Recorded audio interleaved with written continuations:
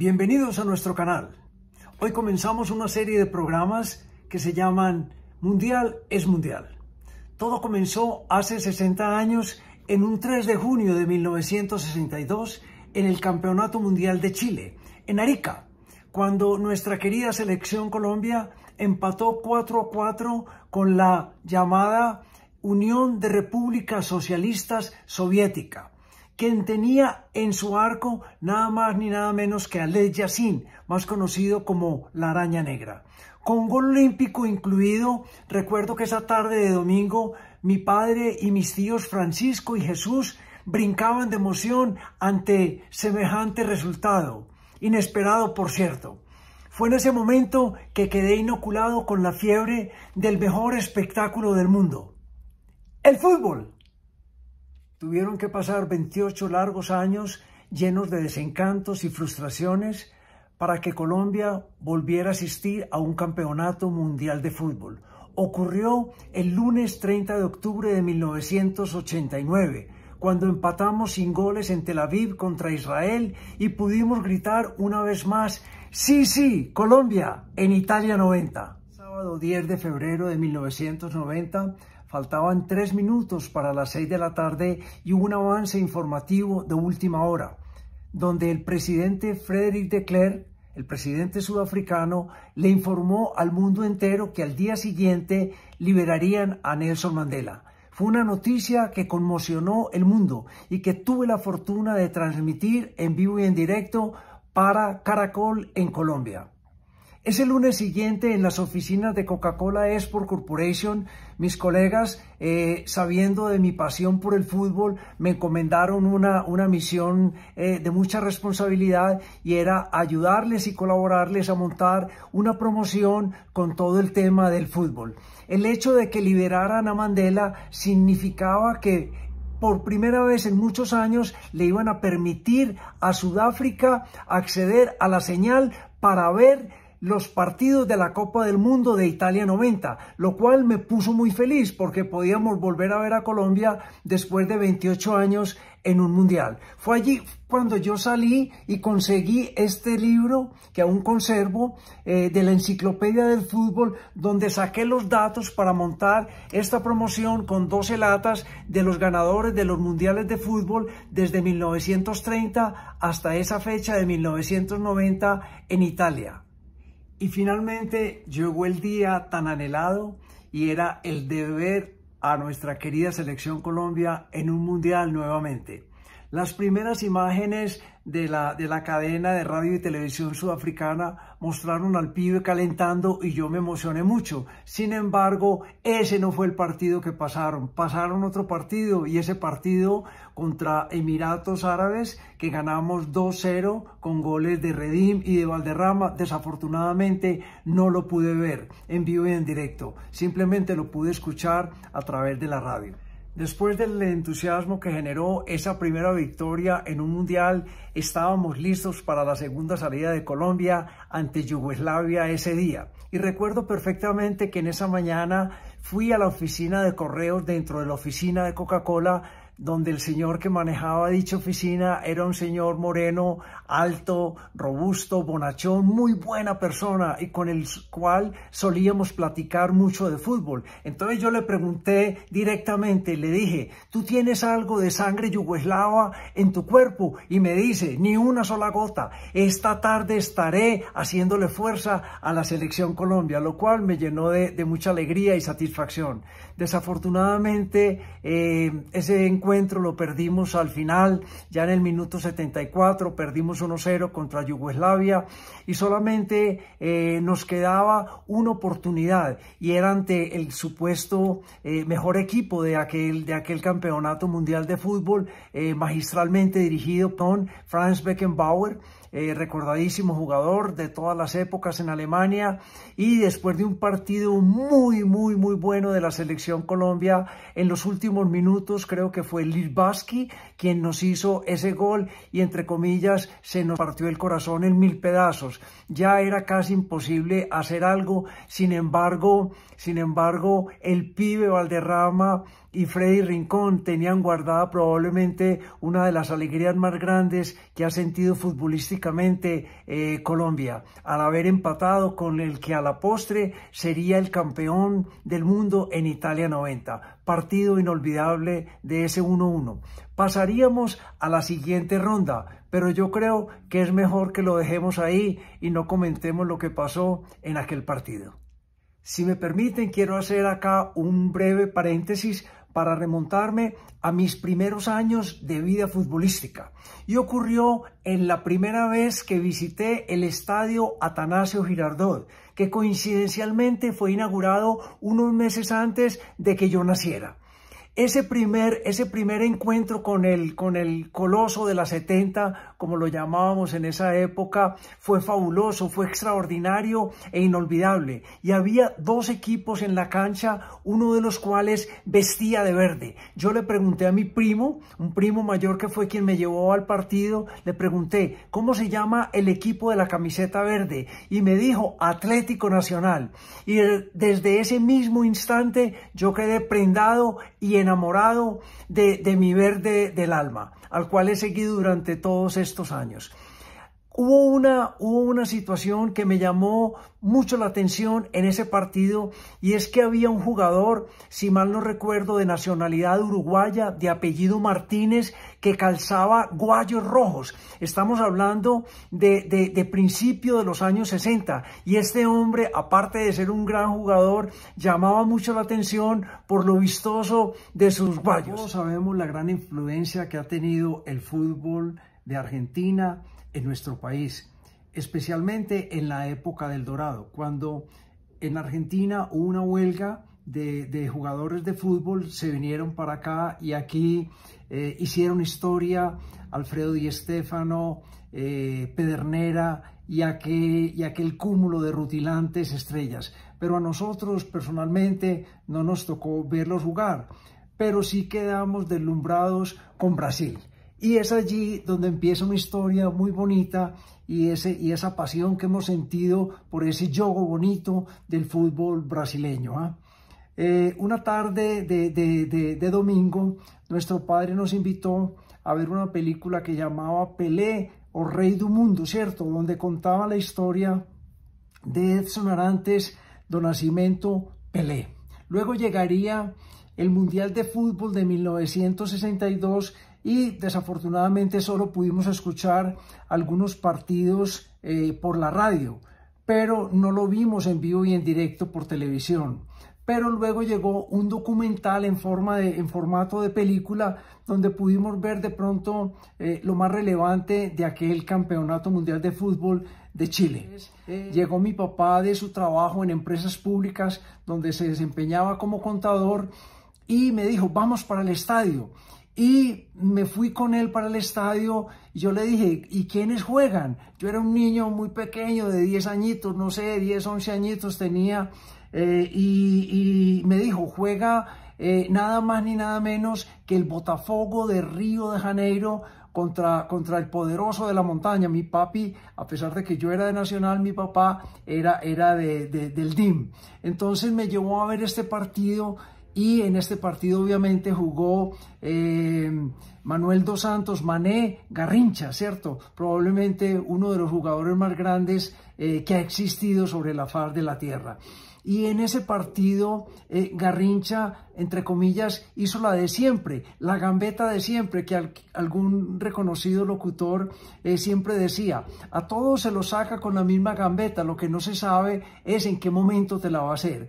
La víctima de esa noche fue Canocho Echeverri, quien fue a parar a la pista atlética del estadio Atanasio Girardot, luego de que Garrincha le hizo su endiablada gambeta para continuar al área. Después de que terminaron el partido, mi papá me invitó y estuvimos en las afueras del estadio justo antes de que se subieran al bus y pudimos saludar a Marildo, a Nilton Santos, a Zagalo, entre otros. Para mí eran unas estrellas fulgurantes, aparte de que eran muy altos y muy grandes. Yo era un niño pequeñito, pero fue una historia maravillosa que nos empezaba a unir con ese fútbol do Brasil. Años más tarde le rendiríamos nuestro homenaje, nuestro tributo a Mané Garrincha en su estatua en las afueras del estadio Maracaná. Aquí les comparto la foto. En los comienzos del año y antes de comenzar el rentado colombiano, se daban temporadas de fútbol con equipos internacionales. Y tuve la fortuna de asistir un domingo a ver al Górnik de Polonia contra Nacional. Y esa misma tarde jugó Guaraní contra Medellín. Me impactó mucho la potencia del chut de estos europeos. Y recuerdo un gol espectacular de uno de ellos en aquella tarde. Esta anécdota ocurrió el jueves 3 de febrero de 1972. Mi padre me invitó a tomarle una foto a la tía María, a María la de Mamanita, como solíamos llamarla en ese entonces. Fuimos al barrio Prado en la ciudad de Medellín y le tomamos esta foto a la tía María que comparto ahora con ustedes. Ya con la foto de la tía María que estaba arriba de los 90, bajamos al centro de Medellín y mi papá tenía el periódico El Colombiano doblado debajo de su brazo. Una vez pasamos por la plazuela Nutibara, él vio un bus muy grande y dijo: aquí está Pelé, entremos a conocer a Pelé. Y entonces yo no podía creer de que él me estuviera diciendo de que yo iba a conocer a mi ídolo de toda la vida. O sea, ya me había deslumbrado en los mundiales del 58, del 62, del 66, pero muy especialmente en el mundial de 1970, que fue el primer mundial que pudimos ver los colombianos en vivo y en directo, gracias a la antena de Chocontá, valga decirlo. Entonces entramos a Residencias Nutibara y mi papá me dijo: él no va a entrar por esa puerta principal, él va a salir por aquella puertecita pequeñita. Para quienes conocen Medellín, el Hotel Nutibara y Residencias Nutibara está conectada por debajo por un túnel. Y mi papá que dice eso y Pelé que aparece por esa pequeña puerta. Una vez que Pelé apareció, mi papá le extendió su periódico para que nos firmara este autógrafo que yo he conservado durante toda mi vida. No contento con este logro, yo quería tomarle una foto con aquella pequeña cámara Kodak Instamatic. Sin embargo, yo olvidé obturar el botón para cargar el flash, que se cargaba con las baterías de la cámara. Entonces ya Pelé estaba en el ascensor y vio que no disparó el flash. Entonces sostuvo la puerta del ascensor con su mano y me dijo: intenta de nuevo. Y tuvo esa bondad, esa generosidad, esa humildad de esperar a que un chiquillo como yo pudiera tomar la foto. Y después de que la tomé, me dijo: ya te puedes ir tranquilo, o algo así. Fue un gesto que jamás olvidé. Aquí les comparto la foto, que no quedó muy buena, pero igual se las comparto. Ese día quedé admirando muchísimo más al que para mí, hasta el día de hoy, sigue siendo el mejor jugador de fútbol de todos los tiempos: Edson Arantes do Nascimento Pelé. A principios de los años 70 nos las ingeniamos con un compañero que nos invitó para ser, entre comillas, coristas de Nacional.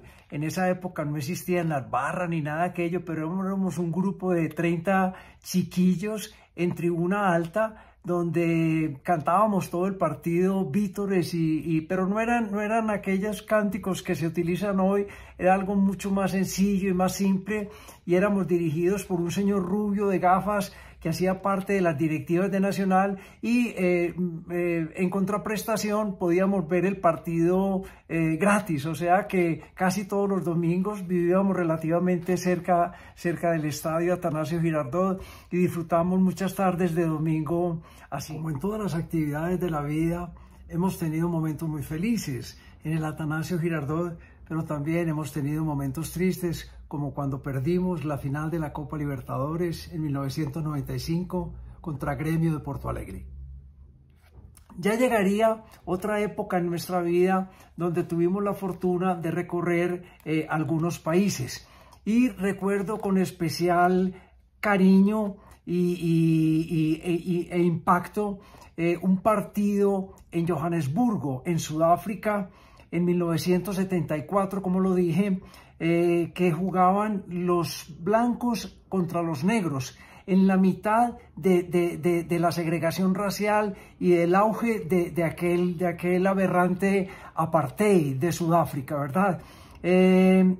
Coca-Cola nos obsequió las entradas, ninguno de mis compañeros se animó a ir, yo me fui con las entradas de todos, las vendí, eso sí, la última entrada me aseguré de vendérsela a una persona que se comprometiera para llevarme de vuelta al hotel, y se la vendí a un señor portugués muy formal que me llevó a mi hotel, porque después del partido a altas horas de la noche era bastante complicado el tema de seguridad, y creo que esa noche corrimos un poco de riesgo, pero bien valió la pena por ver un partido histórico, ¿ah? Estando en Sudáfrica hacíamos presentaciones en diferentes sitios y muchas veces fuimos a algunos estadios, entre ellos el estadio de Ciudad del Cabo o de Cape Town, como lucía antes y como lucía después para el Mundial del 2010 en Sudáfrica.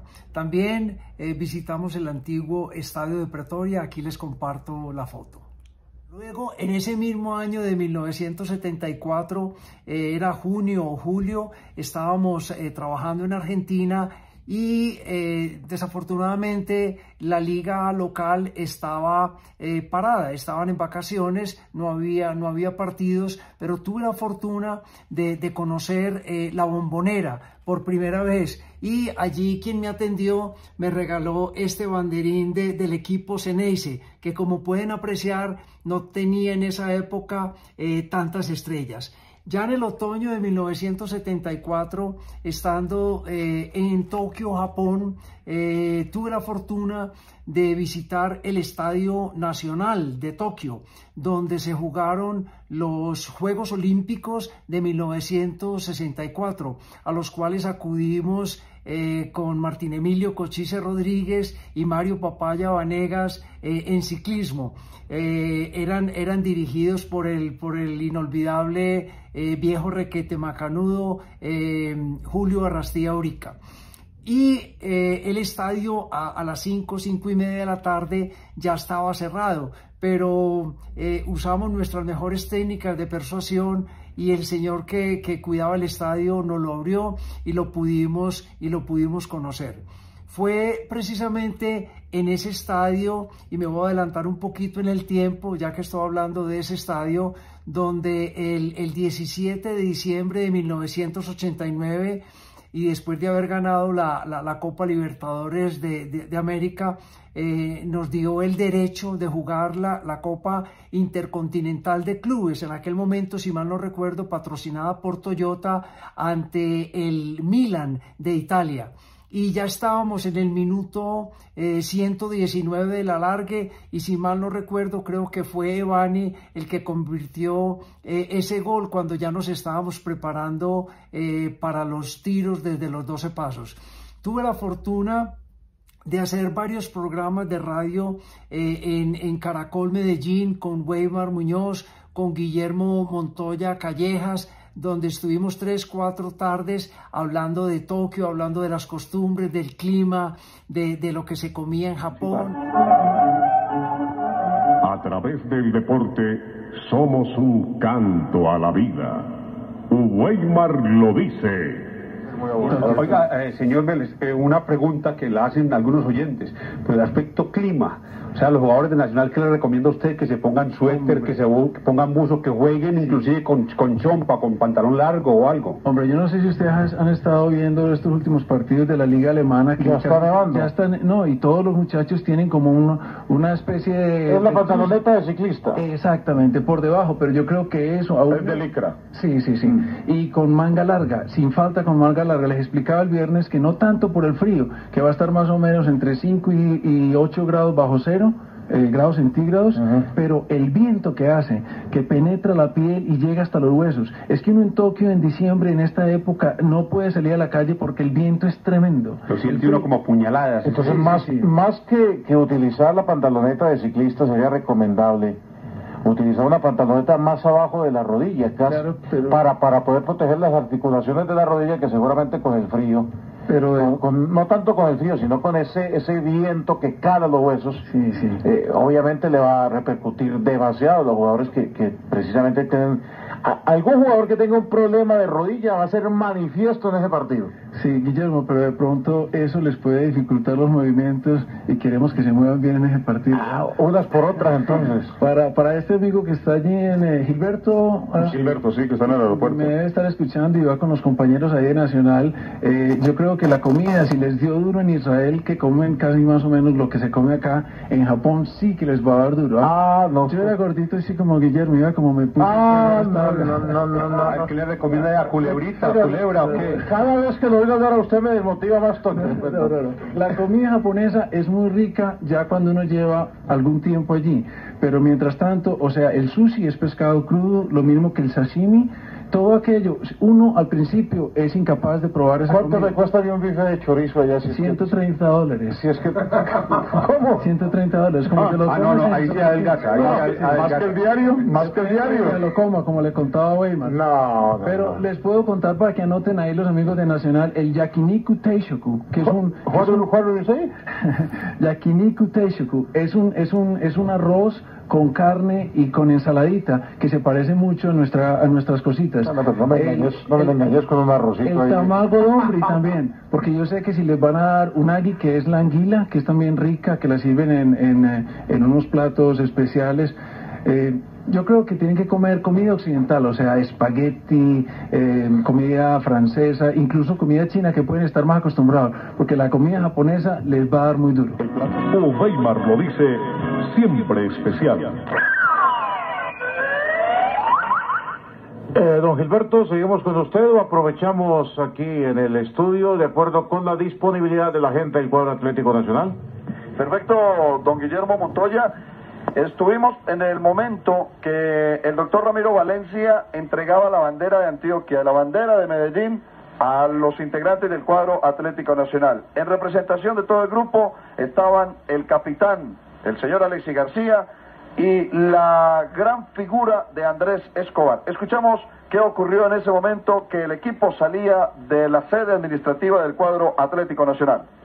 Alexis y Andrés, aquí hay una coincidencia muy linda, y es que los colores verde y blanco representan a Medellín, a Antioquia y al Atlético Nacional. Sabemos que el desempeño de ustedes va a ser extraordinario y a nosotros nos basta con el entusiasmo que ustedes lleven. De manera que les entregamos la bandera a nombre de la ciudad para que ustedes la lleven a Tokio y la hagan ondear con orgullo para el mundo. Muchas gracias por lo que ustedes han hecho por Medellín, por Antioquia y por Colombia. La entrega de la bandera de Antioquia. Bueno, muchas gracias, y nosotros esperamos como embajadores de nuestro país y de nuestra ciudad en estos momentos ir allá a mostrar, como habíamos hablado, las cosas positivas de nuestra tierra, mostrar las maravillas de nuestra ciudad, y sin desconocer que tenemos problemas vamos a mostrarles que vivimos felices, y en la cancha vamos a transcribir la felicidad con buen fútbol. ¿Habla Andrés Escobar también? Bueno, como lo dijo el doctor, yo creo que es la oportunidad más grande que tenemos de demostrar todo lo grande que es Colombia, las cosas bonitas que hay en nuestro país, de demostrarle al mundo entero que Colombia es un país que va a salir adelante de todos los problemas y a dejar una buena imagen de Colombia en el exterior. Muchas gracias a ustedes, muchachos, y buena suerte. Sabemos que el triunfo será de ustedes. Y ellos en deferencia esa noche me invitaron a la cabina y estuve viendo ese partido en la cabina de Caracol Medellín. Fue inolvidable, y recuerdo que uno de los compañeros de Caracol me regaló un escrito muy bonito que aún conservo. Un chico, Pedro León Londoño llamaba este comentarista deportivo, que me dio lo que él escribió en su momento sobre Atlético Nacional y que aún conservo con mucho cariño. En 1979 se jugó la Copa Juvenil Coca-Cola en Japón, y la pudimos compartir con todos nuestros compañeros a través de la televisión, de la cual Argentina salió magistralmente campeón con la conducción impecable de Diego Armando Maradona, que brilló con luz propia. ¿Ya? En 1979 fui invitado por mis grandes amigos Alfonso e Iván Trujillo de la capital de la Sultana de Cali, en la Sultana del Valle, a un partido inolvidable entre el Deportivo Cali y el Independiente de Avellaneda. Recuerdo que fue un partido con un lleno a reventar, donde el Cali ganó 1-0. Y recuerdo una anécdota muy especial en este partido, y es que Valverde marcó impecablemente a Ricardo Bochini, ¿cierto? Y en una de esas, Bochini no aguantó más y le dio un golpe a Valverde y fue expulsado del partido. En 1981, y camino a África del Sur, estábamos en Río de Janeiro esperando nuestro vuelo y teníamos que esperar 2 o 3 días, y era un domingo. Estábamos en el bar del hotel en Copacabana escuchando a este joven del cual compré su cassette, Luis Fernando, quien cantaba y tocaba muy bonito la guitarra. Y nos ofrecieron a los que estábamos allí que si queríamos asistir a un juego en el Maracaná. Yo me apunté y me fui para el Maracaná y conocí el Maracaná original, en el que se jugó la final del Mundial de Fútbol de 1950, que si mal no recuerdo estuvieron casi 250.000 personas. Fue una experiencia inolvidable e impactante para alguien que admira y siempre ha admirado mucho el fútbol de Brasil. Luego, en el año de 1985, volveríamos varias veces a torcer, a hacerle fuerza a Flamengo, nuestro club favorito en Brasil, y estaríamos allí viendo varios partidos. Recuerdo muy especialmente uno contra Bangu, donde desafortunadamente machucaron a Zico y quedó lesionado, y todo Brasil estuvo orando para que pudiera estar en el Mundial de México de 1986. Desafortunadamente, con esa decisión de penaltis ante Francia, ya todos sabemos lo que ocurrió. También estuvimos en Río Grande do Sul, torciendo por el Internacional en su estadio de Beira Río, que aquí les comparto esta postal de la época. Y también estuvimos en el Estadio Olímpico de Porto Alegre, haciéndole fuerza al Gremio. No puedo dejar por fuera de este recorrido por los estadios de Brasil cuando asistimos a un clásico, y aquí está la contraseña de la boleta, a un clásico de Atlético Mineiro y Cruzeiro. En Cruzeiro jugaba nada más ni nada menos que en su época jugaba Tostão, pero en todo caso había un sinnúmero de grandes jugadores. A mí no me tocó ver a Tostão en esa tarde, obviamente estamos hablando ya mucho después de que él se retiró del fútbol, pero fue un partido muy emocionante. Era tan grande este estadio que en alguna oportunidad Neliño, que era una de las personas que más duro pateaba el balón, convocó a toda la prensa para demostrarles que él era capaz de sacar el balón del Mineirão, que así se llama el estadio de Belo Horizonte. Intentó 6 veces y no lo pudo sacar. Aquella tarde de aquel clásico, a la salida del estadio hay una placa conmemorativa o un monumento a Pelé, que me pareció muy singular, muy único, ¿cierto? Porque está la planta del pie en un bronce, ¿cierto? Y yo por curiosidad me quité el zapato y medí mi pie y eran al menos en tamaño exactamente con el pie de Pelé. Solamente una anécdota. También recuerdo que estando en Belo Horizonte en 1987 tuve la fortuna de conocer al hermano de Tostão, quien era el presidente del club gimnástico, y nos hicimos amigos. Él incluso me compartió esta nota donde habla muy bien de la selección Colombia de la Copa América de 1987, cuando el pibe y todos sus compañeros lo hicimos muy bien, con Iguarán, etcétera, etcétera. Entonces yo le pedí al hermano de Tostão que me consiguiera una entrevista con su hermano, y él me la consiguió, pero con una condición, de que yo no podía hablar de fútbol con Tostado. Tostado, después de que se retiró del fútbol por un problema en sus ojos, se convirtió en un médico, si mal no estoy, un médico oftalmólogo, y él no permitía que nadie le hablara de fútbol. Entonces yo le dije a él que le agradecía mucho su deferencia de haberme conseguido la entrevista, pero que si no podía hablar de fútbol, ¿de qué iba a hablar yo con Tostado? Bueno, de todas maneras, esa fue una anécdota muy bonita en Belo Horizonte. No quiero dejar a Brasil antes de contar que uno, como dice Serrat, a menudo los hijos se nos parecen y uno siente su gran primera satisfacción. Y muchas veces le transmitimos a nuestros hijos esas frustraciones. Yo nunca fui bueno para jugar al fútbol, pero siempre fui apasionado del fútbol. Entonces, nuestros hijos, cuando estuvimos en Brasil en una temporada, ellos tuvieron la fortuna de visitar el Maracaná, el Museo del Maracaná, y disfrutar también del fútbol y de las playas de Ipanema, como lo muestran estas fotos.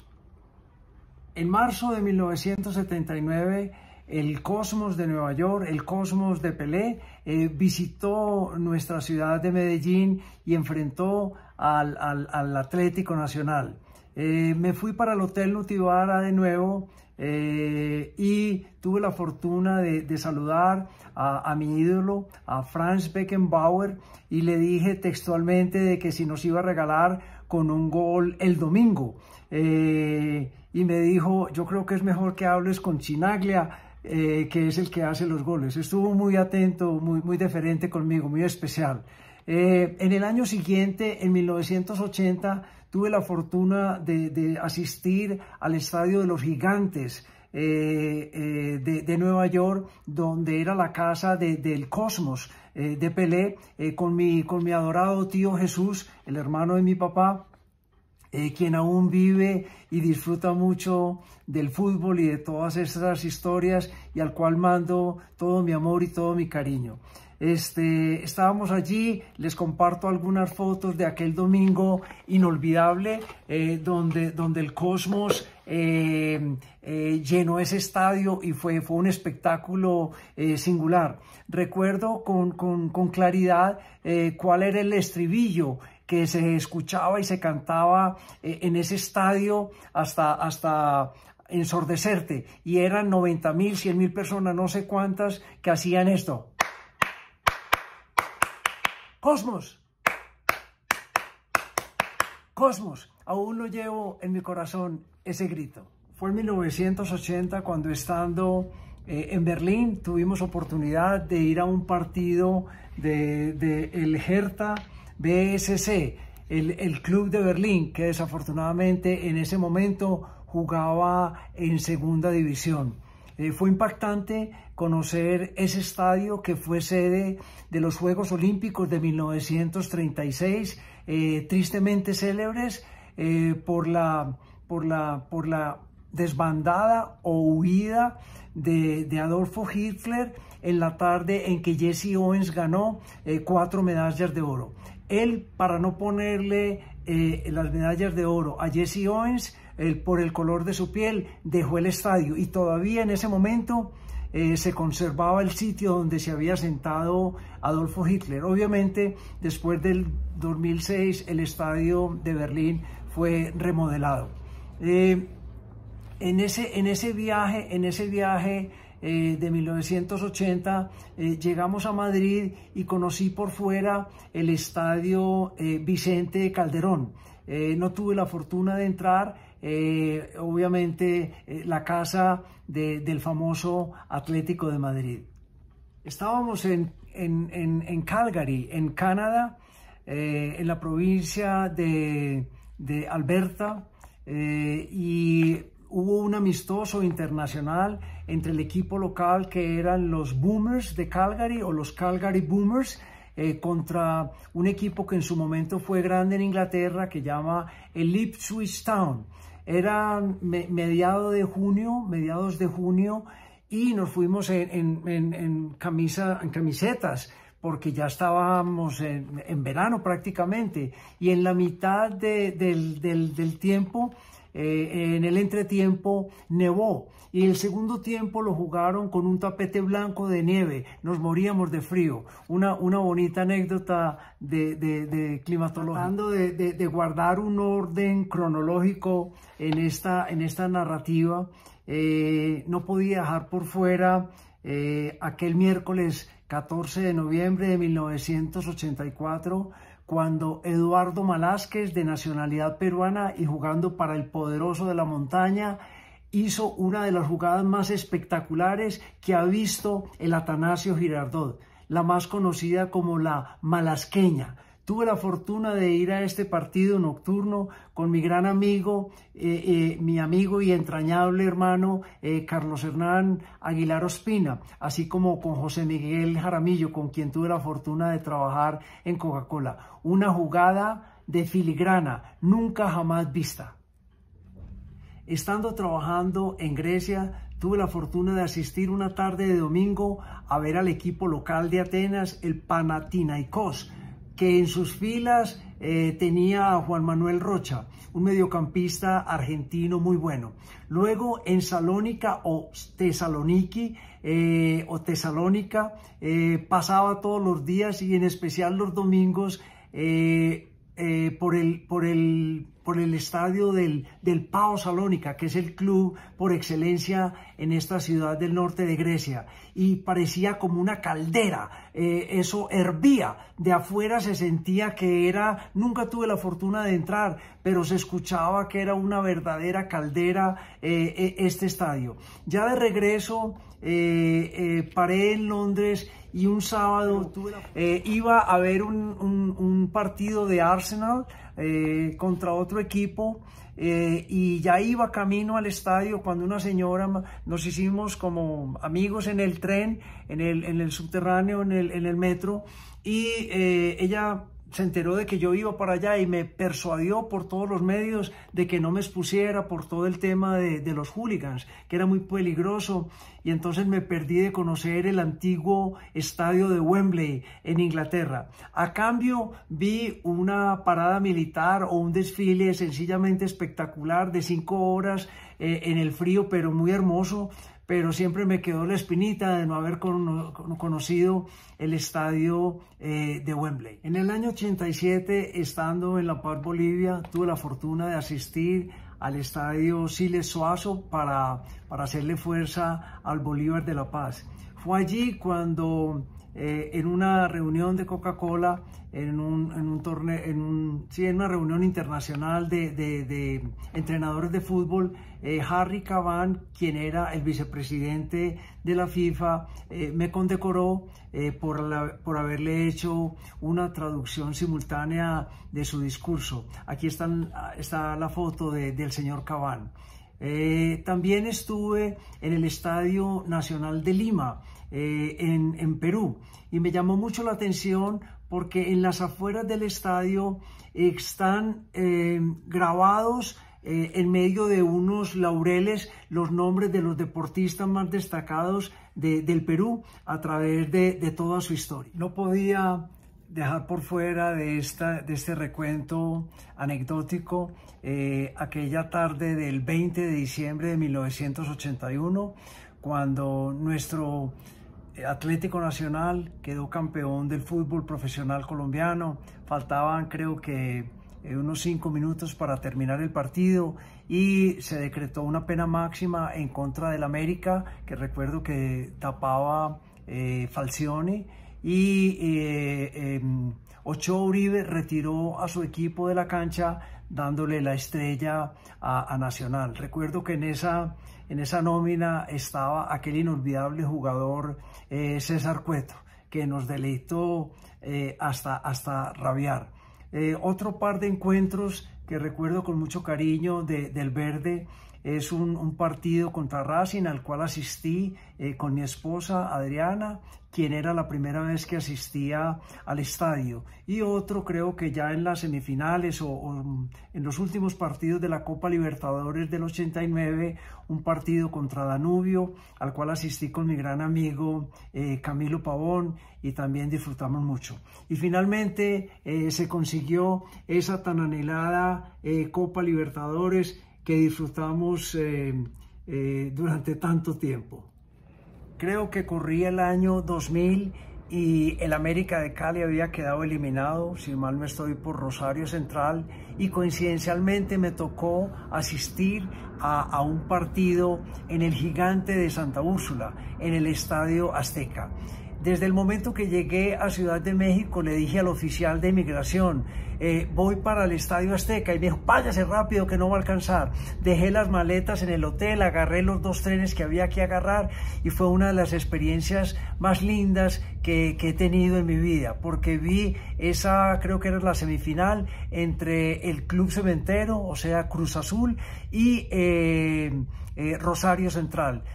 Si mal no recuerdo, ganó Cruz Azul, y fue un momento que me trajo a la memoria ese recuerdo de Pelé en el año 70 y obviamente de Maradona en el 86, cuando magistralmente ganó con su corte ese mundial. El Estadio Azteca es probablemente el templo del fútbol para muchos aficionados. Tú te sientes como una puntita de un alfiler ante esos 100 y pico de mil personas que están allí. Y aquí les quiero compartir algunas de las fotos de esa tarde inolvidable. En ese amplio recorrido por los estadios del mundo, sería imperdonable dejar por fuera al estadio de las Chivas Rayadas de Guadalajara, el cual tuve la fortuna de visitar en el año 2012. Tremenda experiencia. Estando en Buenos Aires, siempre tuve ese deseo ardiente de conocer el Monumental de Núñez, el estadio de River Plate. Y una noche de 1999 asistí a un partido entre River y Gimnasia de Jujuy, ¿verdad? Un partido que fue un lunes en la noche, y al salir del estadio tomé un taxi y el señor me preguntó, ¿hincha de River? Y yo le dije, no, hincha del buen fútbol. Y ahí empezamos a platicar y me di cuenta de que él era un apasionado por el club Xeneize, por Boca Juniors. Y ya cuando me dejó en el hotel me ofreció que al día siguiente me quería invitar a un entrenamiento de Boca Juniors. Yo le dije que me llamara sin ningún compromiso. Obviamente yo no podía ir porque tenía compromisos profesionales. Al llegar al hotel a eso de las 5 pasaditas en la tarde, me dice el señor del hotel, este señor lo ha llamado 7 veces. Que por favor lo llame. Entonces llamé a este señor que le decíamos, o le decía yo, porque era como de cabello rojizo, como irlandés, yo le decía el Colorado. El Colorado me dijo, che, colombiano, ¿por qué te perdiste? No pudiste ir al entrenamiento de Boca, pero todo no se ha perdido. Y me dijo, vamos a saludar a los jugadores de Boca al Hotel Los Chinos, que era su concentración. Entonces yo acepté ir con él, y estando en la entrada del hotel, él convenció al portero de que nos dejara entrar. Sin embargo, el portero llamó al gerente y el gerente pues constató de quiénes éramos. Este señor le dijo que yo era pariente de alguno de los jugadores colombianos que jugaban en Boca en ese momento, y el señor nos dejó entrar al hotel con la condición de que no molestáramos a los jugadores de Boca. Sin embargo, cuando entramos, el Colorado lo primero que hizo fue abalanzarse contra ellos. Y yo pude compartir un momento con Carlos Isquia, que entiendo jugó en el Junior y en el América, y era el asistente de Carlos Bianchi en ese momento en Boca Juniors. Cuando me tomo la foto que les comparto con Isquia y con Carlos Bianchi, yo le dije a Carlos, gracias por permitirnos esta felicidad todos los domingos, que tú pones en la alineación a los 3 colombianos, que en ese momento eran Oscar Córdoba, Chicho Serna y el Patrón Bermúdez. Entonces él me dijo, qué bueno que puedan disfrutar de esto, no te creas que esto acá es un jardín de rosas, aludiendo a que en Argentina también estaban pasando momentos difíciles. Ya al final de la velada me pude encontrar un minuto con Jorge Bermúdez. Yo venía de Sudáfrica y traía un brazalete de bronce que supuestamente era de los guerreros africanos, que yo había comprado en una tienda de artesanías. Entonces yo se lo obsequié a Jorge Bermúdez explicándole el significado del brazalete al ser el patrón del área. Pasaron 16 años, creo yo, y me lo volví a encontrar en un avión aquí en Colombia. Lo saludé y le pregunté si recordaba la anécdota y me dijo, sí, claro que la recuerdo, todavía tengo el brazalete. En el año 2000 tuvimos la fortuna de ver un clásico entre Vélez Sarsfield y Boca Juniors en la Bombonera. Y faltando como 5 minutos, Chilaver fue expulsado. Y recuerdo que el Tigre Castillo se calzó los guantes, se puso el suéter de arquero y tapó hasta la finalización del encuentro. Cuando estuve en el partido de Vélez Sarsfield, olvidaba comentarles que mis amigos, los Montoto, me advirtieron que no hablara en las graderías, que me quedara calladito todo el partido, tanto en el clásico Boca River como en el Boca Vélez Sarsfield. Y entonces había un señor adelante de mí que todo el tiempo gritaba Chicho, Chicho, Chicho, cuando la agarraba a Chicho. Parece que le gustaba mucho el juego de Chicho Serna. Entonces cuando terminó el partido yo le dije que si le gustaba pues el juego de Chicho, y le dije que yo era colombiano y me dio un abrazo y fue muy especial. Recuerdo muy especialmente que después de ese partido me comí en las afueras del estadio de Boca Junior el mejor choripán que me he comido en mi vida. Fueron después varias las visitas a Boca Junior en diferentes años. Aquí les comparto algunas fotos. En ese clásico Boca River tuve la fortuna de estar donde mis amigos los Montoto haciendo un asado antes del encuentro, un asado que jamás olvidaré porque estaba toda la familia y los recuerdo a todos con mucho cariño. Les mando un fuerte abrazo. El 28 de junio del año 2000 se estaban jugando las eliminatorias para Corea-Japón 2002 y tuve la fortuna de asistir al Maracaná con mi gran amigo Oche Pulchero, quien me invitó a ver este gran partido, y ver a Brasil en un partido eliminatorio en el Maracaná es algo inolvidable. Fue un partido que terminó 1-1 y fue una experiencia única. En el 2001 tuve la fortuna de asistir a un partido eliminatorio acá en Bogotá contra la selección de Perú. Desafortunadamente perdimos 1-0 a pesar de todos los intentos de Mario Alberto Yepes por meterla de cabeza en el arco rival. También estuvimos con mi esposa y con mi hijo en el Atanasio Girardot, acá están las fotos, en la Copa América del 2001, que ganaríamos con aquel gol de Córdoba. Estuve en la semifinal en Manizales, en el Estadio Palo Grande, y también tuve la fortuna de asistir a un juego del Campeonato Juvenil del 2005. Quiero terminar nuestro video de hoy contando esta última anécdota.